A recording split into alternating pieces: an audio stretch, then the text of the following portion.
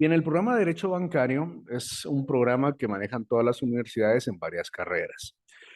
Cada fortaleza de una carrera universitaria conlleva la estructura de su pensum de estudios y la suma de varios pensum se conoce con el nombre de pensa de estudios. En este sentido, la licenciatura de Administración de Empresas, con un enfoque general, como lo maneja la Universidad Regional de Guatemala, ha ido pensado en tener conocimientos generales, por ejemplo, con los básicos de la universidad cuando empezábamos a ver los cursos de filosofía, de comunicación, de técnicas de estudio, y poco a poco fueron migrando para ir teniendo un poco más de conocimientos técnicos, teóricos y prácticos en el conocimiento que requiere todo profesional de administración de empresas.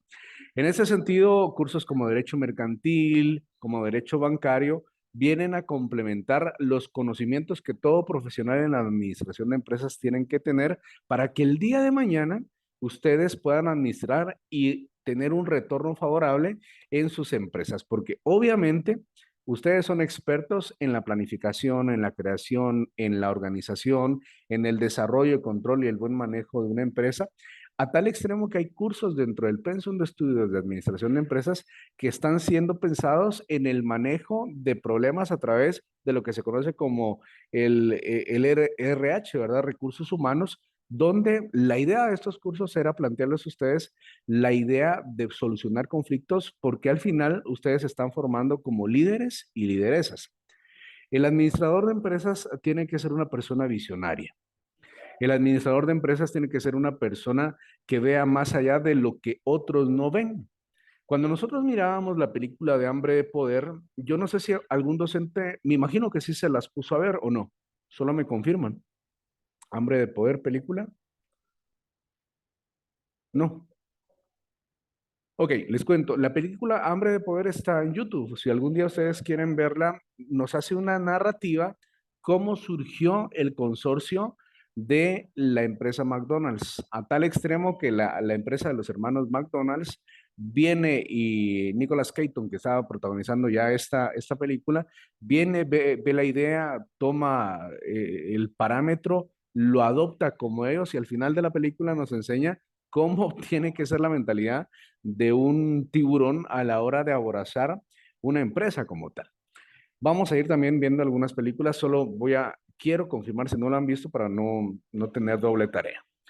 Muy bien, leamos un poquito el tema del programa del derecho bancario.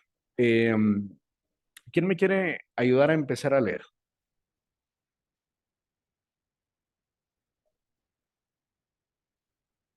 Carla, por favor. Descripción.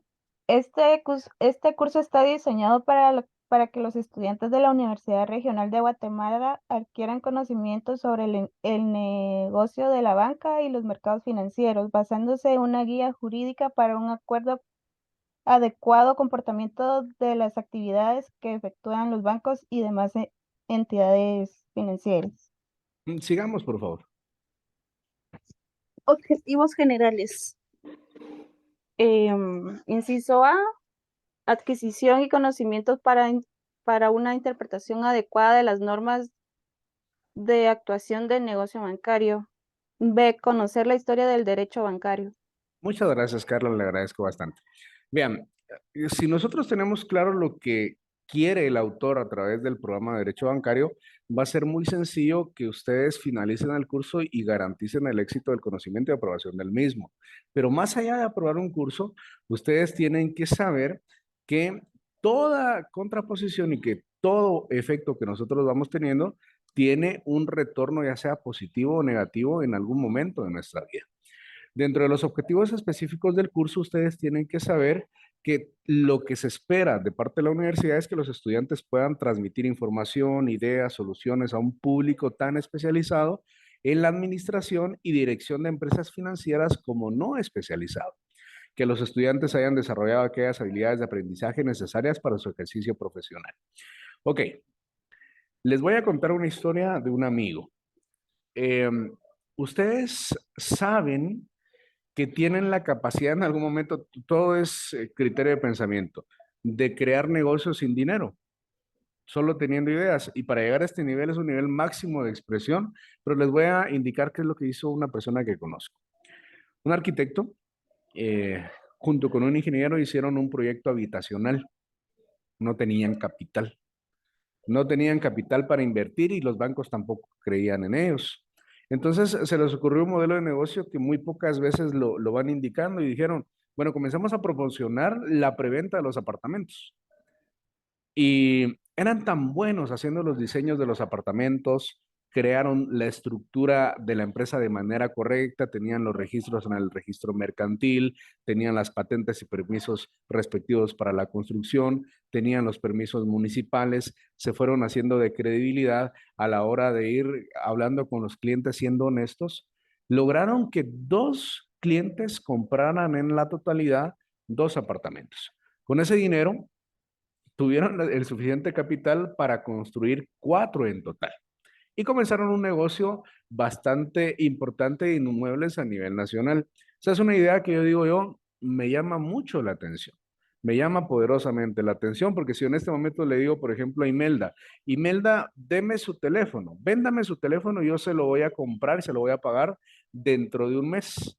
Y me dice Imelda, bueno, pero ¿cuánto me ofrece? Yo no sé qué teléfono tenga Imelda, pero Imelda me dice, mira, tengo un teléfono y quiero 1,500 quetzales. Yo le digo, mire, Imelda, yo lo que le puedo pagar en un mes son 1,300 quetzales. Acordamos un acuerdo, ¿verdad? Entonces vengo yo y comienzo a vender el teléfono. Comienzo a vender este teléfono en redes, con mis amigos, con mis conocidos, y al mejor postor lo vendí en 2,100 quetzales. Pasó el tiempo y le devolví el dinero a Imelda y Imelda dice, pero mira, ¿por qué lo vendiste más caro? Bueno, porque yo tuve la idea de venderlo a alguien, utilicé mis recursos y lo pude hacer. Lo mismo hacen los bancos, lo mismo hacen los bancos cuando generan préstamos, cuando generan carteras de cobros también, porque generalmente cuando uno presta algo en un banco, lo que termina pagando que es casi que el doble en casos más extremos, o yo he conocido clientes que en algún momento se ha tenido que ir a la superintendencia de bancos para que no se incurra en lo que se conoce como una usura de manera ilegal, porque ponen intereses tan altos que las personas hasta duplican en lo que están prestando y eso es bastante, desde el lado mercantilista, genial para ellos, pero desde el lado moral para las personas, bastante complejo. La organización de contenidos. El curso de Derecho Bancario está organizado en varias unidades temáticas que abordan los fundamentos teóricos y prácticos de esta disciplina. En el tema de evaluación vamos a hacer actividades lúdicas, vamos a hacer actividades participativas, vamos a ver temas de un par de películas en temas de lo bursátil y también van a estar ustedes respondiendo algunas evaluaciones de manera escrita. Respecto a las unidades, como yo les indicaba, vamos a estar trabajando con este libro, Derecho Bancario Bursátil, del autor Daniel Ramírez. Este libro tiene 11 unidades, empieza desde lo básico hasta lo complejo, para que nosotros creamos las fórmulas necesarias de poderlo en práctica dentro de nuestra vida diaria. Hoy vamos a ver un poco de los antecedentes del derecho bancario. La próxima semana ya comenzamos a ver definiciones específicas, las fuentes del derecho bancario, los conceptos, las clases de entidades que vamos a tener. Y en las próximas unidades vamos a estar viendo también lo que son las leyes en específico. Esto para que ustedes lo vayan teniendo en consideración, conocer un poco de los títulos de crédito, los establecimientos de crédito, los tipos de sociedades que van garantizando una garantía recíproca. Y en la última unidad vamos a ver también las obligaciones tributarias y laborales de toda empresa a nivel nacional. Respecto al contrato bancario, clases de contratos bancarios y la transparencia en la contratación bancaria. Como ustedes pueden observar la bibliografía, aparte de la que ustedes tienen ahí, yo les he añadido en Classroom la del libro que estamos solicitando. Si ustedes en dado caso quieren adquirir el libro de manera individual en la librería jurídica, a mí me costó 250 quetzales. Entonces, ya les indiqué que yo lo voy a ir trabajando en diapositivas y les voy a estar compartiendo el material. Pero si alguien de ustedes lo quiere, pues por mí no hay ningún inconveniente. También la ley de bancos tiene un costo, ay, no me recuerdo en este momento, pero creo que fue de 50 quetzales. Y si ustedes quieren esta recopilación de materia de leyes financieras, esta sí es un poquito más cara. Yo recuerdo que creo que me costó, si no estoy mal, 200 quetzales. No estoy muy seguro. Muy bien, vamos a empezar. ¿Alguien de ustedes sabe, por ejemplo, si yo le pregunto, Yasmín, ¿usted sabe la diferencia entre el derecho bancario y el derecho bursátil? ¿Me diría? ¿O qué entiende por derecho bancario? Pues la diferencia entre ambos no creo, pero pues por derecho bancario entiendo, no sé si va ligado tanto al cliente Ujú. y las normas que lo que regulan las entidades bancarias también, entre la relación entre cliente y entidad financiera. Yasmín, ¿usted sabe cuántos bancos hay aquí en Guatemala? O mencióname los que conoce. No sé si son 13, ¿Cuáles no, conoce? no, sé que está eh, Banco GIT, Bantrap, BAM, Picosa, Ban Rural, eh, está el Crédito Hipotecario Nacional. ¿Alguna de los más Es, importantes? Ajá. ese no sé sí, yo Sí. creo que sí cuenta como tal, Banco de Antigua y, las cooperativas, yo que sepa, no son como ligadas directamente como un banco porque Ujú. funcionan de otra forma. Como entidades Entonces financieras. creo que solo, no recuerdo otros de momento. Gracias, Yasmín, muy amable. ¿Alguna de las otras compañeras ha escuchado algún otro banco? Nexalic, Nexa, muy bien. ¿Qué otro? Promérica, América, muy bien. ¿Qué otro?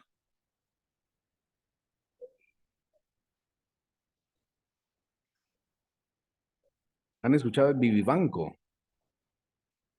sí, ¿El Banco de Inversiones? también. Ok, sí tenemos noción general de esto. Entonces yo quiero que vean en este momento un trabajo elaborado por alguien, me llamó mucho la atención, un pequeño video, dura muy poquito, dura un minuto nada más este video, y alguien nos explica realmente cuál es la diferencia entre derecho bancario y derecho bursátil. Vamos a verlo.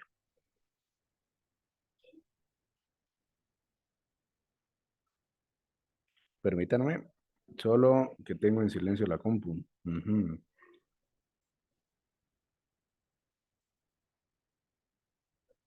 Ok.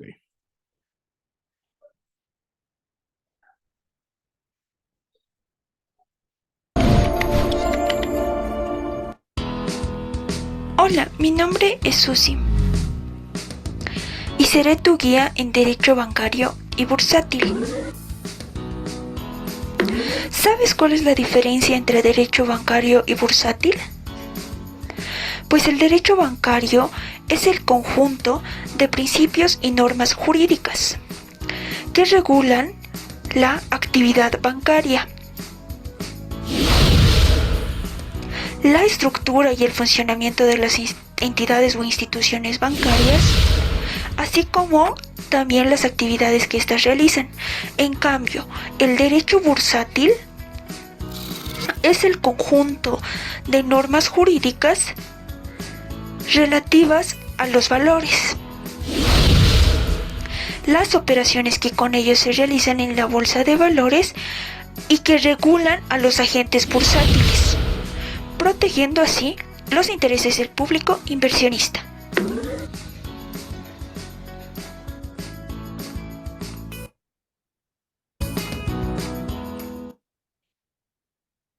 Muy bien, este video nos da una noción general de lo que es el derecho bancario y bursátil. Ahora bien, para comprender la historia de la banca tenemos que ver que esta inicia con la misma historia de la humanidad. Diversas civilizaciones comprendieron que el valor que nosotros le damos a las cosas va a representar una organización ordenada de una sociedad. Les pongo un ejemplo. Vean, ustedes saben que este billete vale 10 quetzales, pero en sí, esto es papel. Sabemos que vale 10 quetzales porque nuestra sociedad, nuestro sistema estructural ha indicado que esto vale 10 quetzales. Ahora bien, si yo veo y saco otro billete, este billete vale 100 quetzales. Veamos ambos. La diferencia de coste entre ambos para la realización de ambos es casi la misma, pero el costo que nosotros le damos es porque la misma sociedad lo ha impuesto. Las principales, dentro de la historia, nos dábamos cuenta que, por ejemplo, los mayas comenzaron a crear el trueque, es decir, yo te doy una botella, tú me das una semilla. Y se fueron dando cuenta que entre más sentido le dan a las cosas, dándoles un valor, es mejor la organización de una sociedad. ¿Por qué las monedas valen de manera diferente a nivel internacional? Por ejemplo, si yo hoy les doy $1, ¿cuántos quetzales me estarían devolviendo? Un promedio de 7.80 menos. Ahí tendríamos que ver lo que establece el Banco de Guatemala. Pero ¿por qué $1 vale más que un quetzal? ¿Y por qué €1 vale más que $1? ¿O por qué el yuan de China vale menos o más que las monedas? Porque cada país le ha dado un valor en específico.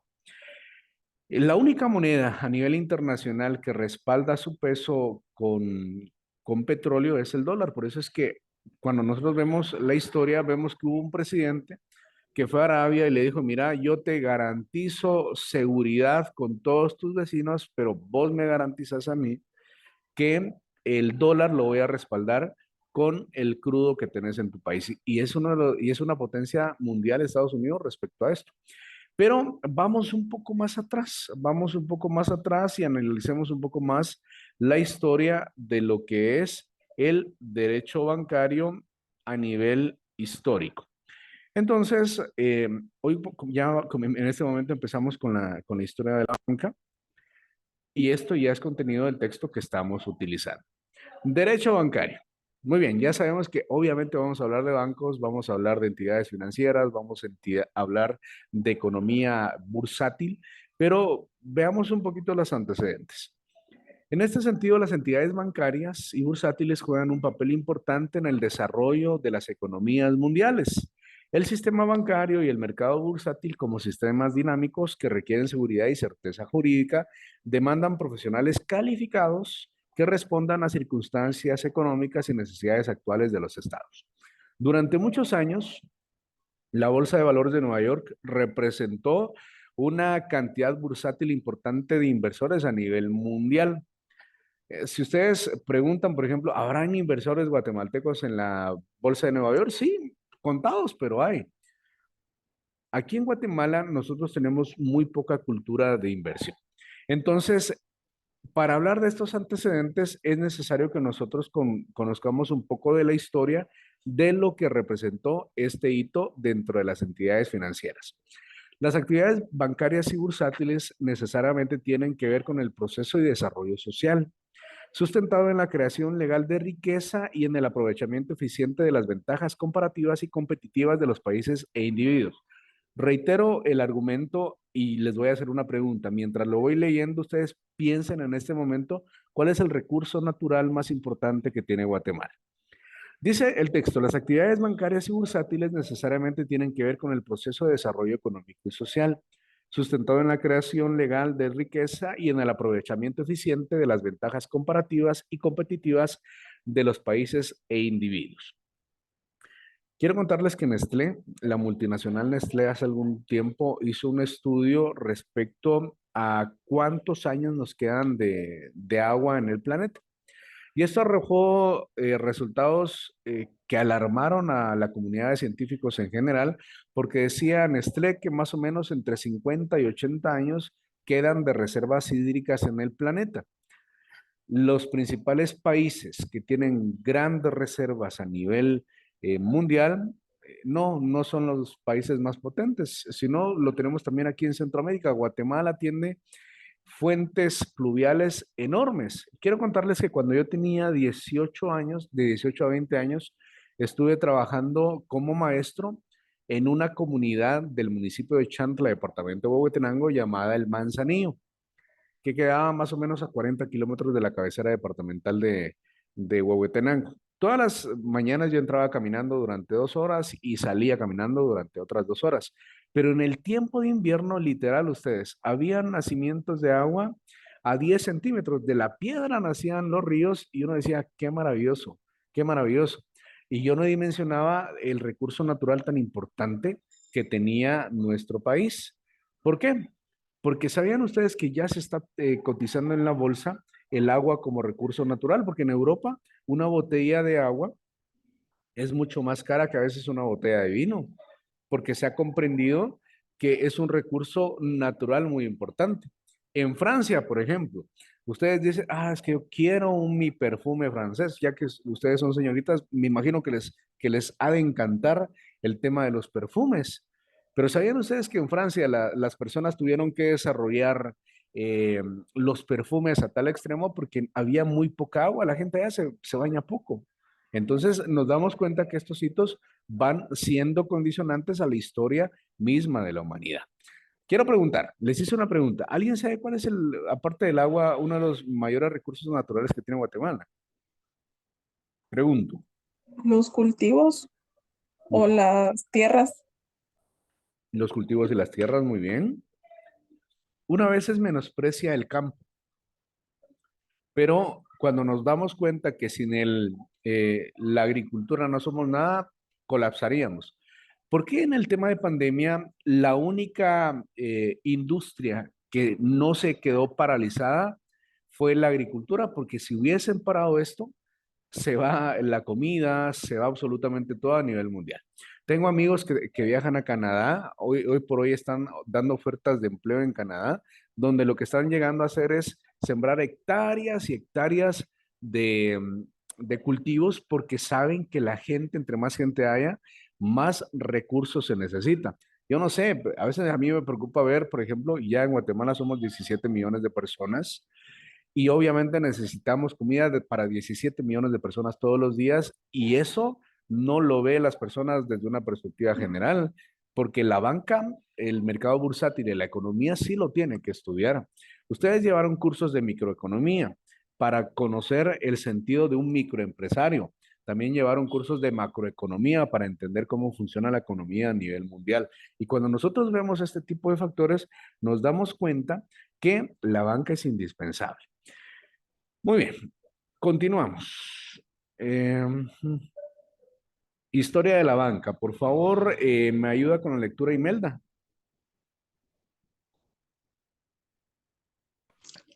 Claro, Lick dice antecedentes. La actividad bancaria es casi tan antigua como el comercio mismo. Por esta razón, para tener un conocimiento profundo sobre la misma, es necesario estudiar los factores sociales, culturales, políticos y económicos que le han acompañado en su devenir histórico. Ok, sigamos con la lectura. Por muchos años la titularidad del conocimiento y estudio del derecho bancario exclusiva de otras disciplinas como la auditoría, la contaduría, la economía y las leyes eran elaboradas con poco criterio jurídico y de administración. Se le considera una rama del derecho mercantil. Muchas gracias, Imelda, muy amable. Cuando la banca estudia la economía a nivel internacional, a mí me llaman poderosamente la atención cómo es que los bancos se sectorizan a perfiles básicos de la población. Por ejemplo, el fenómeno de Banrural. ¿Cuál es el eslogan de Banrural?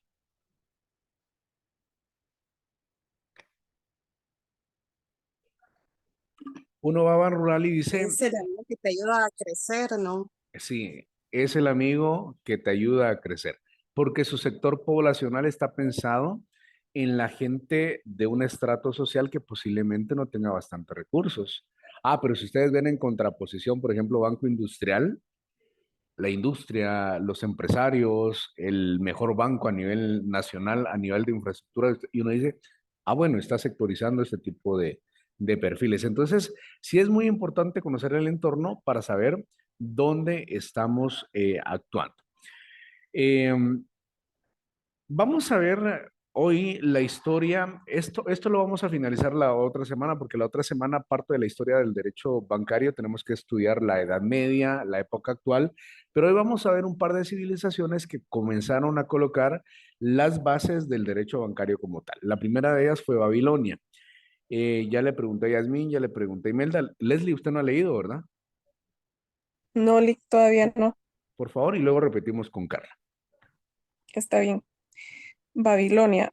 En la antigua Babilonia, los sacerdotes ya practicaban la intermediación. Por una parte, recibían de los jefes de las tribus y de otros individuos productos obtenidos de la explotación de grandes extensiones de tierras propias o arrendadas. Y por otra parte, con los recursos obtenidos prestaban cereales con intereses a agricultores y comerciantes, y ofrecían recursos a los esclavos, lo mismo que a los guerreros hechos prisioneros para ser liberados. Todas las operaciones se realizaban en especie, pues aún no hacía su aparición la moneda. Vamos a hacer una pausa, Leslie. La siguiente también usted la va a leer. Miren, dentro de la Biblia se menciona al rey Nabucodonosor de Babilonia en el Antiguo Testamento. En ese tiempo, entender el comercio a nivel local, porque no se sabía la dimensión de lo que tenía el planeta Tierra, era bastante complejo, porque al final, por ejemplo, Cristóbal Colón falleció pensando que había encontrado una ruta alternativa para las Indias que quedan en África y no supo nunca que aprendió y el descubrimiento de un nuevo continente. La antigua Babilonia es considerada como la civilización más importante de la era antigua, a tal extremo que todos alrededor de Babilonia querían comercial con esta empresa, con esta civilización. Nabucodonosor, uno de los principales precursores y gobernantes de este periodo, comprendió esto a tal extremo que comenzó a generar puertos de comercio a nivel local y también a nivel regional. Esto también lo hicieron algunas civilizaciones nórdicas, pero Babilonia fue la precursora de esto. Seguimos con la lectura, por favor, Leslie. Los sacerdotes recibían depósitos gratuitos y eran responsables de ellos, pero podían hacer libre uso de los bienes, aunque debían restituirlos en cuanto les fueran reclamados. Otorgaban préstamos con interés, estableciendo un porcentaje para cereales y dátiles y un porcentaje respecto de metales. Generalmente los préstamos eran garantizados con predios, Casas o esclavos. Muy bien. Aquí hay algunos aspectos que son bastante interesantes. Si ustedes pueden observar, empezamos a ver algunos conceptos que ustedes ya manejan. Por ejemplo, la garantía, una garantía hipotecaria, yo hago un préstamo, lo garantizo con el terreno de mi casa, con mi casa que ya está a mi nombre, eso es una garantía hipotecaria. Si yo tengo un vehículo y voy a hacer un préstamo, esto ya no es una garantía hipotecaria, es una garantía prendaria porque es una prenda.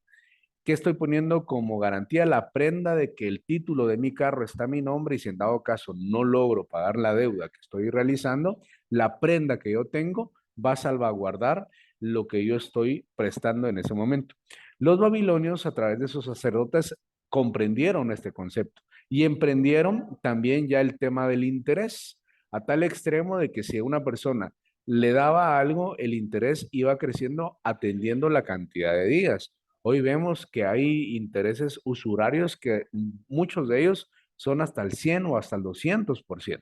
Cuando realmente la ley de bancos, esto lo vamos a ver en la unidad jurídica, establece un porcentaje de interés establecido por nuestra legislación, a tal extremo que a veces hemos llegado a conocer litis, es decir, conocer casos jurídicos en los cuales personas demandan a instituciones financieras y el acuerdo estriba en el interés establecido por el Banco de Guatemala, que es muy importante que ustedes también lo lleguen a tener.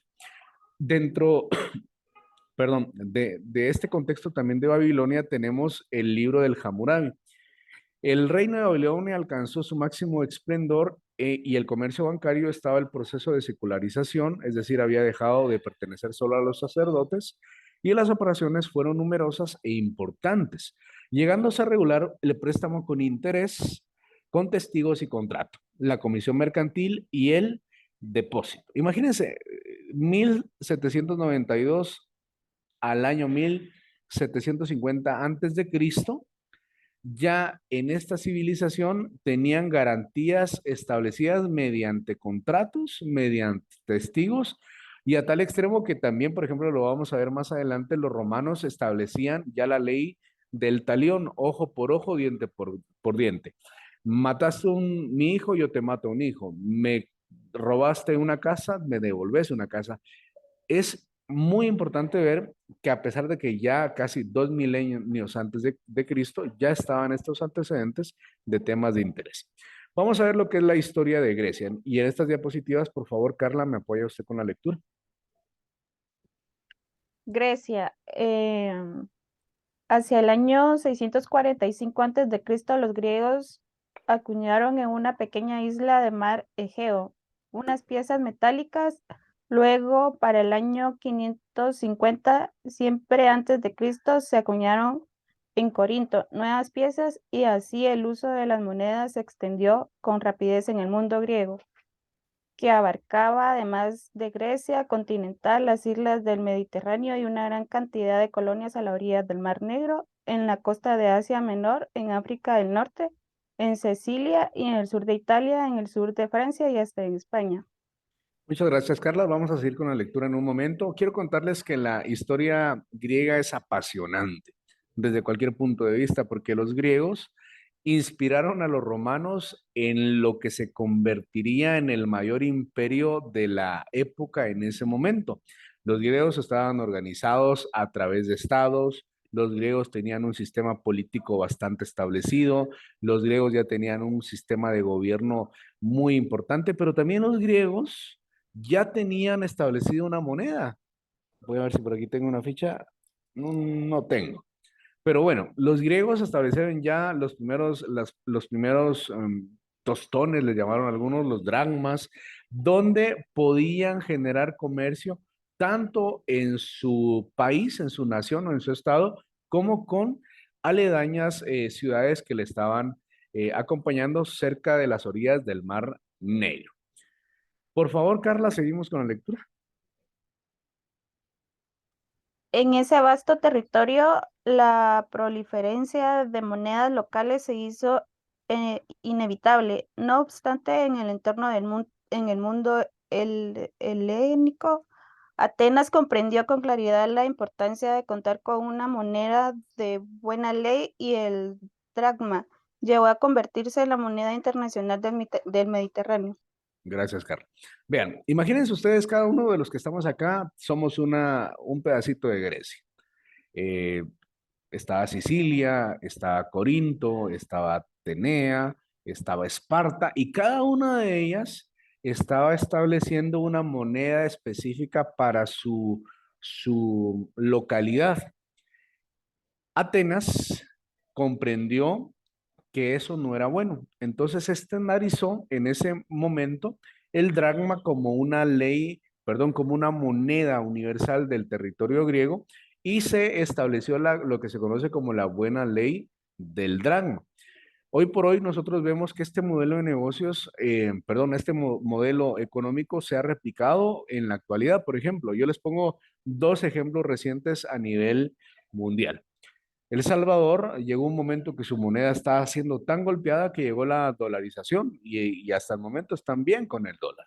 La Unión Europea hace algunos años, todos los países que conforman la Unión Europea se pusieron de acuerdo para adoptar el euro como moneda del continente europeo.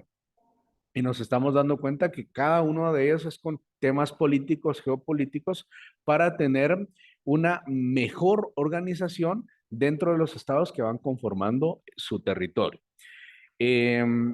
Todavía estamos con Grecia, por favor, Carla.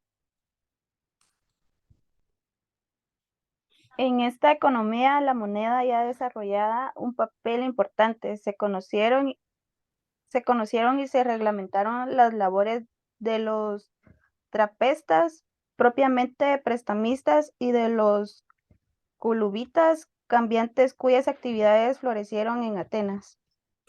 Muchas gracias, Carla. En este momento ya comenzaban a surgir los famosos alférez. Estas personas eran expertos en joyería, ya comenzaban a hacer movimientos a través de las monedas y del dracma y se fue organizando también ya los primeros, pues no eran bancos porque no eran entidades bancarias, pero sí habían personas que prestaban a través de un interés para generar una contraposición importante dentro de su entorno.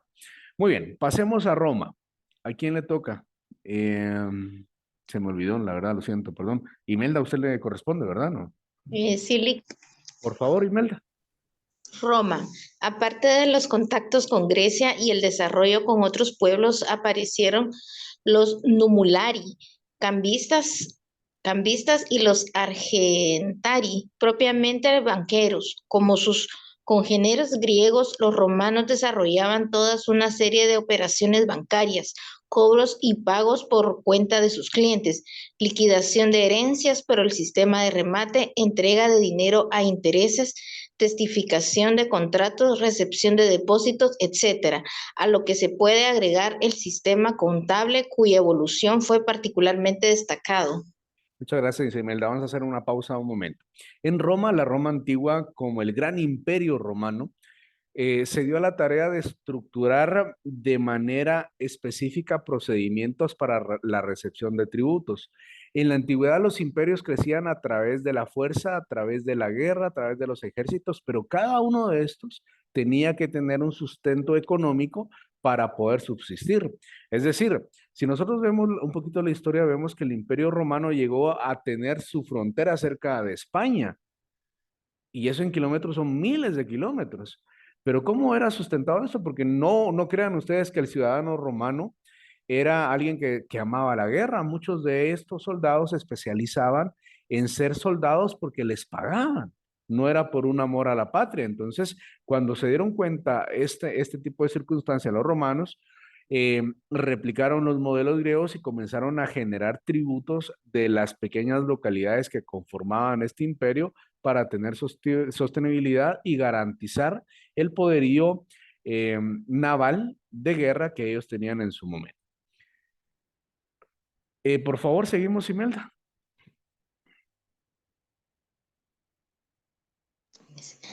Más adelante, la Iglesia reprobó como inmoral el préstamo a intereses y ello trajo como consecuencia que la actividad comercial entre los pueblos cristianos disminuyera. No obstante, las cruzadas favorecieron el intercambio y la comunicación e impusieron a quienes se desplazaban en ellas la necesidad de transportar dinero y remitirlo a sus lugares de origen, prestándose un florecimiento de la actividad comercial y por ende de la bancaria. Muchas gracias. En este momento histórico de Roma ya estaba establecida la iglesia como una entidad que tenía poder. Ustedes recordarán que la Biblia menciona en uno de sus pasajes donde se le decía a Pedro, y sobre ti fundaré mi iglesia. Y desde la perspectiva católica consideran al apóstol Pedro como uno de los principales apóstoles y algunos consideran también que fue el primer papa. El emperador Constantino, en las famosas guerras de su periodo, él tuvo una visión y miró que la cruz iba a garantizar el éxito de su imperio. Impuso la religión cristiana católica como una religión universal y por ende los sacerdotes en compañía del gobierno fueron adquiriendo más y más y más poder, a tal extremo que estaba el emperador, pero también estaba la iglesia que ostentaba gran poder. Cuando nosotros miramos que el Imperio Romano y la Roma como tal ya estaba estableciendo usura, generando interés, viene la iglesia, reprueba el tema del préstamo como inmoral y ahí hubo una regresión momentánea del tema de la banca. Y para ir finalizando el tema de los romanos, por favor, hay dos, sí, por favor, seguimos, Imelda. Oye, sí. Se reconoce, por ejemplo, a los templarios, caballeros banqueros, unas sustentados en fuerzas militares, estaban en condiciones de garantizar no solo el transporte de especies monetarias, sino su misma conservación. Al recibirlas en el depósito, entre sus actividades estaba el alquiler de las cajas fuertes a sus clientes, a quienes les daban una llave idéntica a la suya, antecedente incuestionable del moderno servicio de cajillas de seguridad. Muchas gracias. Vean, la otra semana vamos a hacer un repaso de Roma, por lo menos desde acá, porque aquí hay muchos fenómenos bancarios que van surgiendo. Por ejemplo, estos famosos conocidos como los templarios ya tenían el antecedente de lo que se conoce como cajillas de seguridad. Hace poco a mí me costó mucho conseguir una cajilla de seguridad porque la gran, ya muy pocos bancos la manejan. Por ejemplo, Banrural tiene cajillas de seguridad, GIT Continental también tiene cajillas de seguridad. Desconozco si otras entidades bancarias todavía tienen cajillas de seguridad porque el Banco Industrial, las últimas que tenía, ya no las fue dando y son bastante caras. Por ejemplo, bueno, en Banrural no. En Banrural la cajilla de seguridad mediana se paga al año 800 quetzales, más o menos. Pero en GIT Continental se pagan al año entre 8,000 y 12,000 quetzales. Entonces, el valor que se guarda en estas cajillas de seguridad es bastante interesante porque no entra al sistema bancario, está dentro del banco, pero no está contabilizado como un activo, sino como parte de la propiedad de un sujeto que ha adquirido una prestación de un servicio conocido como cajilla de seguridad y su antecedente principal, ustedes lo ven, que está en Roma. Vean, pues, por cuestiones de tiempo y porque sé que se van incorporando otros compañeros, vamos a dejar hasta ahí la clase. Voy a pausar la grabación para subirla más adelante